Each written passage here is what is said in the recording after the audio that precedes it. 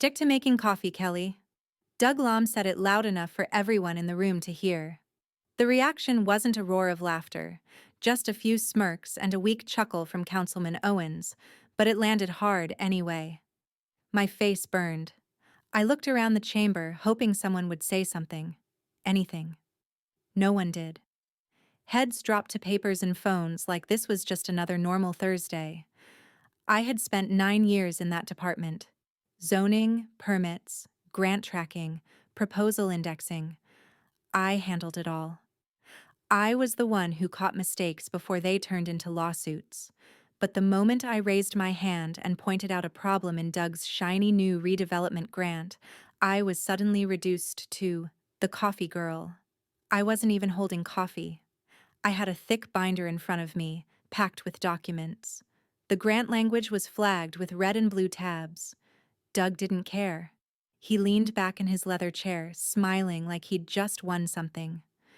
"Mr. Lom," I said, keeping my voice steady, "there's a clause in this grant that overrides Section 5. It's buried, but it's valid, and it changes the entire usage designation." He waved his hand at me like I was a fly. "Kelly, we've got legal and planning for that. You're not zoning review. Just log the minutes and let the professionals handle it." A couple of people nodded. Others suddenly found their desks fascinating. I closed my folder and sat down. My hands were shaking, not from fear, but from the sick drop in my stomach and the anger twisting inside me. Doug was an idiot in a suit, and somehow people still followed him like he was Moses. He'd been elected 2 years ago on billboards and big promises about revitalizing downtown. He didn't understand how these projects actually worked, but he was excellent at public relations and even better at stepping on people who couldn't push back. What he didn't know, what none of them knew, was that I'd already spotted something wrong in the grant paperwork. It wasn't a typo or a missing form. It was a loophole, a real one, and it wasn't supposed to be there. That night, I stayed late. Everyone else left before 5. I locked my office door and shut off the hallway lights. Then I sat down and started reviewing every zoning clause from the last 40 years. 4 hours later, I found it. My heart started racing. I pulled up the parcel map. I checked the project timeline. I reviewed the current land status. Then I checked everything again. That's when it hit me. They had messed up. I wasn't making coffee anymore. I was holding a match. I printed the clause and laid it on my desk. It came from a zoning ordinance dated March of 1993, buried inside a policy on transitional land use. It had never been repealed. It hadn't even been amended. One sentence, clear as day. If a public-private development project fails to begin construction within 6 years of approval, legal stewardship may revert to a private applicant via temporary community use permit. I read it 5 times. This didn't just apply. It destroyed Doug's entire plan. The property they planned to break ground on had been sitting untouched for almost 8 years. Delays, lawsuits, permit problems. Now it was nothing but chain-link fence and overgrown weeds right off Main Street. And Doug was calling it the centerpiece of his $58 million revitalization project. I called my cousin Rachel. She's a paralegal at a land use firm in Sacramento. We don't talk often, but the moment I mentioned an old zoning clause, her tone changed. "Text it to me," she said. "Give me 20 minutes." I paced my living room with a warm beer in my hand, my phone glowing on the kitchen table. 20 minutes turned into 30. Then she called. "Kelly, this is real. It's binding. It's still active." "You're sure?" I asked. 100%. It was never repealed, which means it still carries legal weight. If you file the form and the county records it, that land becomes yours under temporary stewardship until the city starts physical development. I stared at the form on my table. I'd already filled out half of it. County Form 9, B72. It wasn't even 2 pages long. No one ever used it. That's why no one had noticed. How much does it cost to file? I asked. She laughed. $5.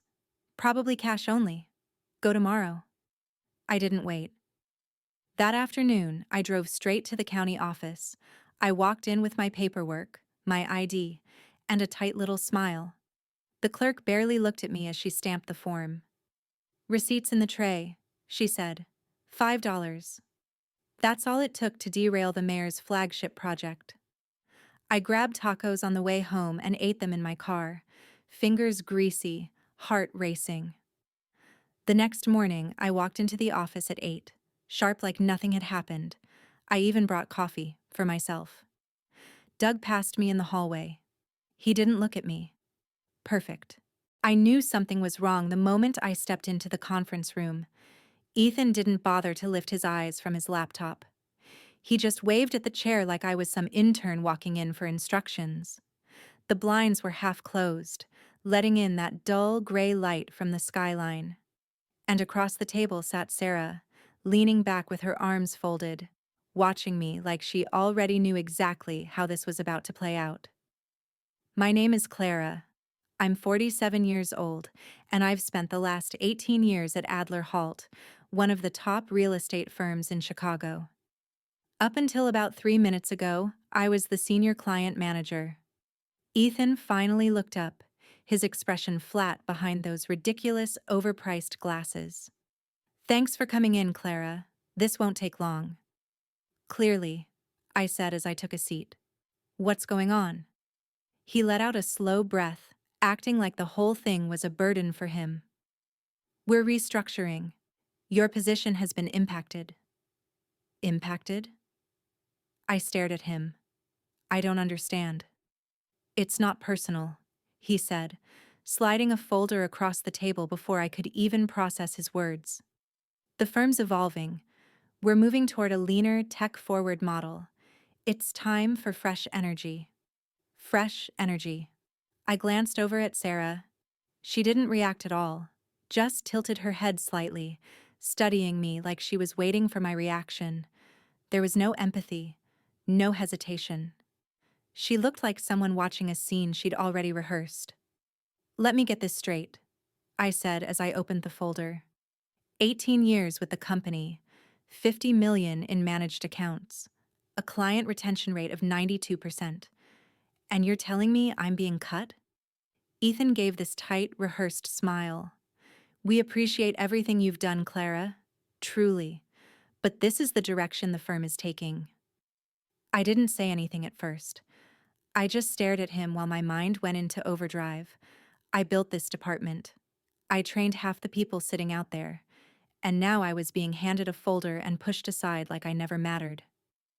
Sarah finally stood up, arms uncrossing as she did. I'll need your badge and your company device before the end of the day, she said, her voice calm and polished, like she'd handled this exact script more than once. I rose from my chair slowly. I wasn't crying. I wasn't begging. Just a dull heat rising in my chest. You'll get them, I said, taking the folder. Right after I clear out my desk. Ethan nodded, already turning back to his laptop as if the meeting was over the second he dismissed me. Sarah didn't move. She watched me the entire time I walked to the door, like she was making sure I didn't break the invisible rules of being fired. I kept my head high. No turning back. No giving them even a glance. I walked down the hallway with the folder under my arm, my hands clenched tight. My ears were buzzing, but my face stayed completely still. I didn't cry. I didn't say a word. I just kept moving. When I stepped into the bullpen, the silence felt heavy. My heels clicked against the floor, and the only other sound was the soft hum of the lights overhead. No one looked up. Everyone stared at their screens, pretending they didn't notice anything. I opened the door to my office, stepped inside, and closed it behind me. I stood there for a moment, staring at the desk I'd worked at for nearly 2 decades. The air in the room felt heavy, almost like it understood what just happened before I did. The first thing I reached for was the framed photo of my son on the day he graduated from high school. That picture had sat beside my monitor for 10 years. I wrapped it carefully in a hoodie I'd kept on the back of my chair and placed it in the box like it was something fragile. Then I packed the rest, one piece at a time. The old nameplate from when I became senior client manager, the stack of thank you cards from clients I'd gone to bat for, my chipped backup coffee mug from the kitchen. Every item I picked up felt heavier than it should, not because of its value, but because of what it represented. These were the pieces of a career they erased in a single meeting. That was when the burn hit behind my eyes. Not sadness, anger. 18 years of loyalty, and Ethan tossed me aside like I was nothing but a number on a spreadsheet. I sat down for a second and looked at the corner of my desk where I kept my client notes. Handwritten, color-coded, triple-checked. No one knew those clients the way I did. I'd built those relationships from the ground up, flown out last minute to solve emergencies, soothed furious investors more times than I could count. None of that could be replaced by fresh energy. His tone stayed calm, almost kind, but it was the same polished, fake warmth he used when reporters were nearby. He folded his hands together like a man about to deliver bad news in a church basement. "So," he said, "I received an interesting notice from the county yesterday." I kept my expression blank. "Care to explain," he continued, "why you filed a land stewardship claim on the Main Street parcel?" Straight to it. Good. I wasn't in the mood for small talk. "Because the law allows it," I said, "and because the development sat untouched for more than 6 years. The clause is active, so I used it." He blinked once slowly. "You're joking." "No," I said. "I'm not." He laughed. Actually laughed. A soft, disbelieving sound, like I'd just told him something absurd. "That clause is ancient," he said. "It's obsolete. It doesn't apply anymore." "It was never repealed," I cut in. "And it was never amended. That means it's still binding." The laughter vanished. "Kelly, you don't understand how this works." "I understand the law," I replied. "And I followed it." He leaned forward, his elbows hitting the desk with a dull thud. "You filed a claim that could derail a $58 million project." "That's not my fault," I said evenly. "That's yours." His jaw tightened. He leaned back again, trying to look relaxed, tapping a pen against the desk. The tapping got faster. "Look," he said, "I'm sure you thought you were being clever, but you're not a planner. You're not legal. You're not management. You're a clerk." I stayed silent.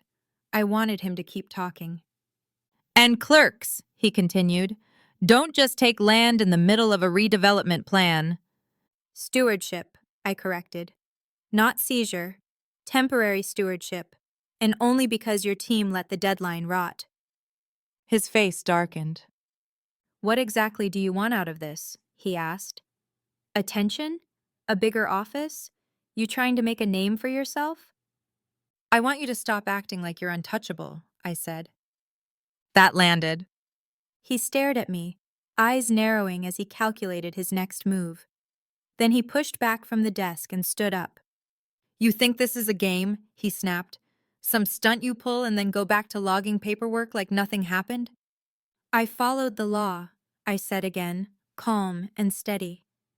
He walked around the desk, closing the space between us. He didn't touch me. He wasn't that careless. But he got close enough that I could smell his breath. Coffee and ego, sharp and sour. "You just destroyed your career," he said. "I'm telling you straight, you'll never work in government again after this. Not in this city, not anywhere." My pulse jumped, but I kept my voice level. "I did what was legal, what was allowed." He scoffed. "Legal? You think legal matters? You think you can blow up my project and walk away like you did nothing wrong?" "You ignored a clause because you thought no one would notice," I said. "That's not my problem." His face twisted, the mask finally cracking. "You have no idea who you're dealing with." "Then we'll see," I said. He stepped back, fists clenching and unclenching at his sides. For a moment, I thought he might throw something. He barely held himself together. "Get out," he said. I didn't hesitate. I turned, opened the door, and walked out. People in the hallway glanced up, then quickly looked away. I caught the looks anyway: curiosity, anxiety, fear. They knew something was coming apart. I walked straight to my desk, sat down, opened my laptop, and went back to work like nothing had happened. Let him rage, let him scramble. The line had already been crossed, and he crossed it first. I worked until a little after 2 when my phone buzzed again. This time, it wasn't a name, just HR. The department line. Never a good sign. "Kelly," the woman said, her voice bright in that fake sweet way people use right before things turn ugly. "Can you step into our office?" "Sure," I said, standing up. I walked down the hall, passing coworkers who suddenly found the carpet very interesting. The HR door was already open. Inside sat Melissa and Brian, both smiling like they'd practiced it. "Thanks for coming," Melissa said. "Have a seat." "I'll stand," I replied. Brian slid a sheet of paper across the table. "We've received a conduct inquiry regarding insubordination and potential misuse of public information." There it was. No easing into it. No pretending. I picked up the paper and read it. The wording was intentionally vague. Behavior inconsistent with departmental expectations. Concerns regarding unauthorized activity. The kind of write-up that could justify anything they wanted to do. I placed it back on the table. "You realize this is retaliation," I said. Melissa's smile faltered. "We're simply following procedure." "Whose procedure?" I asked. "Doug's?" Brian's eyes flicked toward the door, like he expected someone to be listening. "We can't comment on internal discussions," he said. "Then this meeting is over," I said. I turned and walked out before they could respond. My heartbeat stayed steady.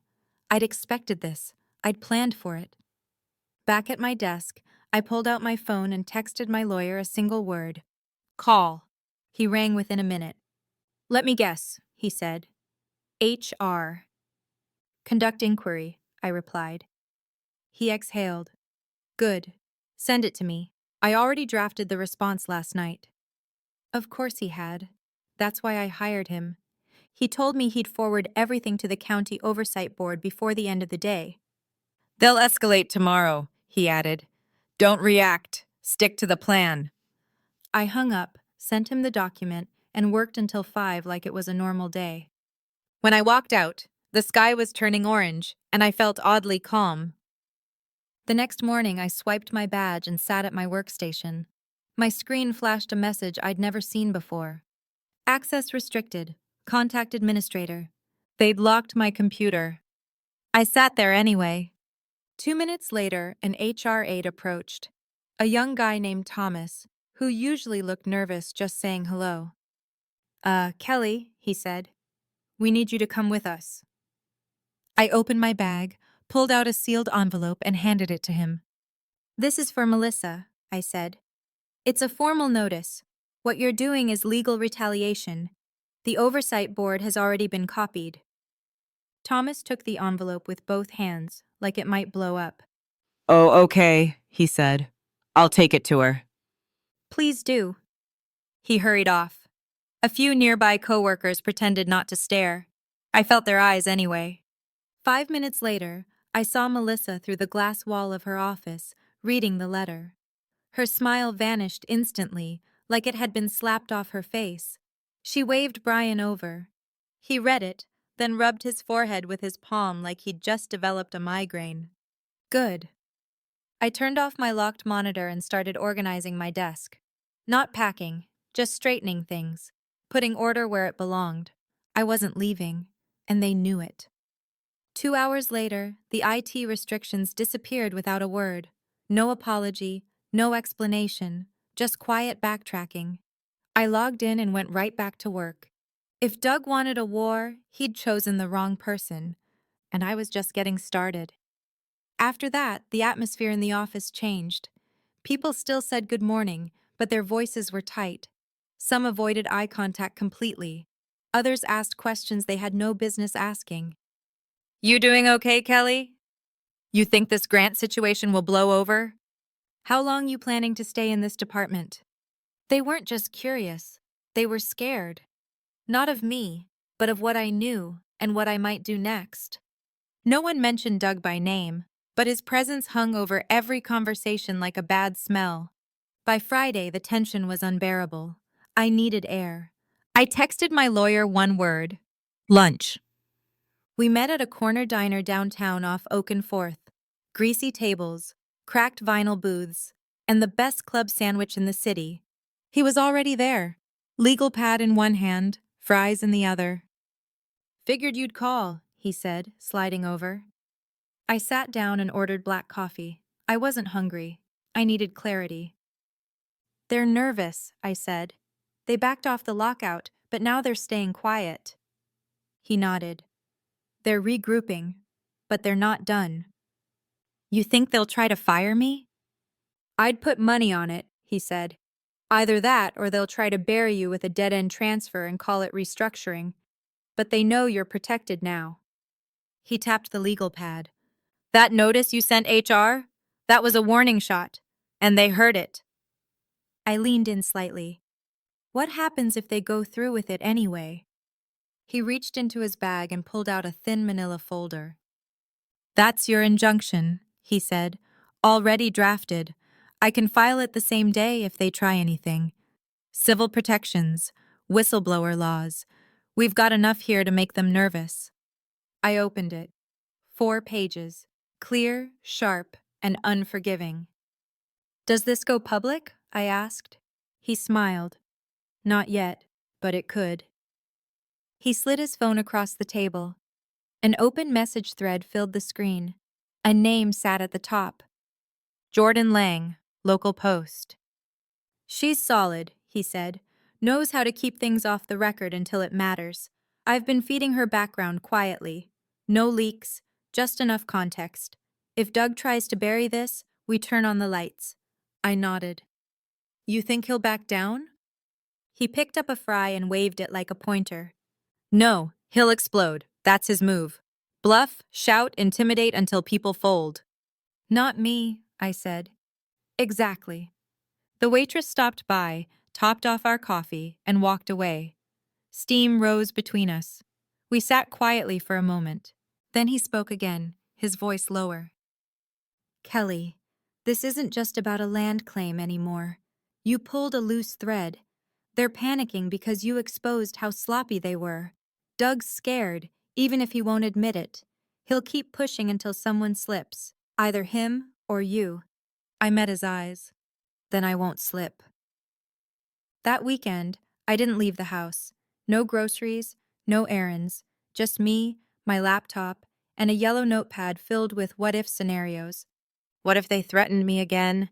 What if they leaked something about me? What if they tried to twist the story publicly before I could respond? I built folders, labeled timelines, reviewed every document, backed everything up twice. Cloud, external drive, printed copies. I pulled my old office badge out of my bag and put it in a drawer, just in case they locked me out Monday. I even drafted a short statement. 1 paragraph, cold, factual, and tied directly to city code. Then I waited. Not scared, not paranoid, just ready. They'd made their move. The next one would be mine. Monday came fast. I'd slept maybe 3 hours, replaying every possible outcome in my head. But when my city email chimed at 8:07 a.m., everything snapped into focus. Calendar invite. Subject: Urgent City Oversight Hearing. Required. Attendees: Kelly Rollins, Doug Lom, Council members: Hayes, Tran, Ortiz, Given. I didn't hesitate. I stood up, grabbed the prepared folder from my top drawer, and walked straight to the second-floor conference room. The blinds were already closed. The long oak table looked freshly wiped, like someone expected damage. Doug sat at the far end, stiff, jacket unbuttoned, jaw tight. He didn't look at me. 4 council members sat across the table. Hayes nodded politely. Ortiz offered a faint smile. Tran's face gave nothing away. Given tapped her pen against her notebook. "Ms. Rollins," Hayes said, clearing her throat. "You understand why you're here?" "Yes," I said, taking the seat across from Doug and opening my folder. "I'm here to explain the zoning claim I filed and what followed." Hayes nodded. "Please walk us through it." I kept it simple. No drama, no filler. I explained the clause. A zoning provision from 1993 that was never repealed. Still valid, still enforceable. I showed how the project missed its construction deadline by more than 6 years. I passed around highlighted city code pages, followed by the county clerk's time-stamped filing receipt. "I filed as a private citizen," I said. "No city resources were used. The filing cost was $5. Ortiz looked up, surprised. Given stopped tapping her pen. "Why wasn't this caught earlier?" Tran asked. Doug shifted in his chair. "Because no one looked," I said. "The language has been public since 1993. Hayes leaned forward. "You also allege retaliation." I slid over the HR conduct notice, then the system lockout message. The day after I filed, I received a conduct inquiry. The following day, my workstation was disabled. My attorney responded. The city reversed both actions without explanation. Doug finally spoke. "She acted outside her role and against the city's interests." I didn't even turn toward him.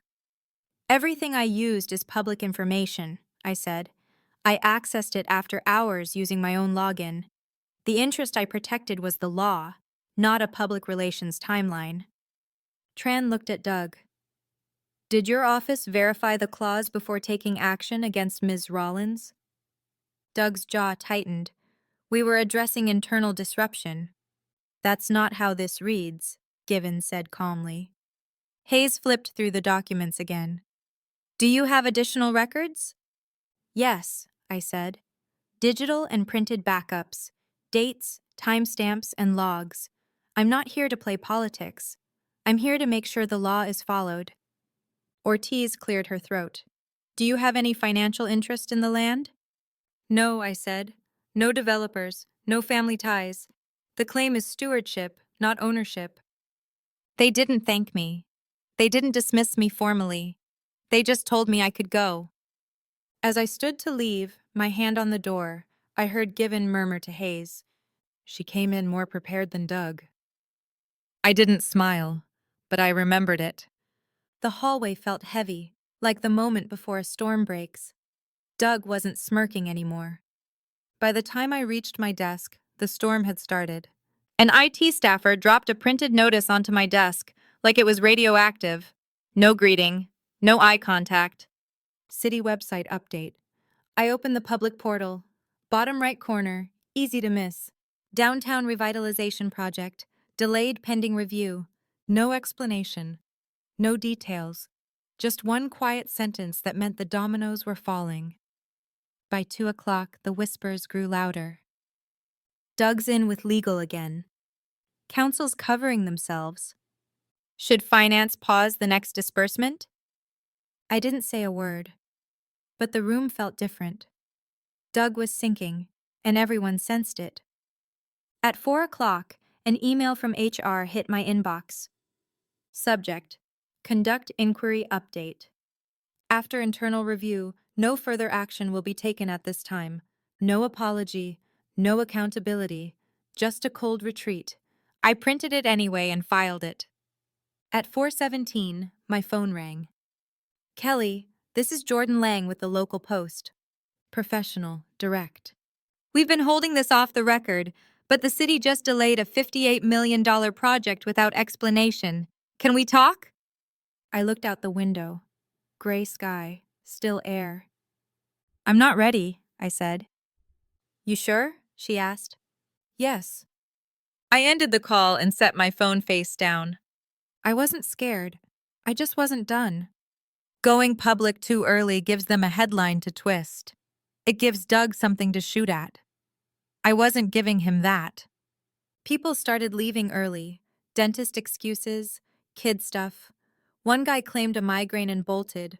Even Melissa from HR avoided eye contact. I stayed until 5:30, alone under the humming lights.